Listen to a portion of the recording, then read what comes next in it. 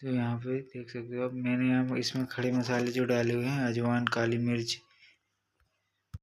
तिली और मेथी दाने और खड़े दाना, ये सारी चीज़ों को मैंने वो बना लिया। 10 से 15 लहसुन की कलियाँ डाली हैं, 4 से 5 आधे अदरक के टुकड़े डाले हैं और सूखी 2 मिर्च डाली हुई है और 4 से 5 हरी मिर्च डाली हुई है। इनका मैंने पेस्ट बना के इस तरीके से इनको मिक्स कर लिया है, देख सकते हो आप।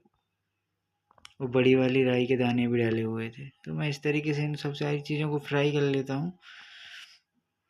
तो मुझे 4 से 5 मिनट इसको पकाना होगा अच्छे से फुल फ्लेम में। तो मैं इनको देख सकते हो आप अच्छी तरह से पका रहा हूँ। 2-2 4-4 पीस करके आप पका सकते हो। इस तरीके से बना के आप एक बार ज़रूर ट्राई करना, बहुत टेस्टी और बहुत बढ़िया और बहुत मज़ेदार बनती है भाई।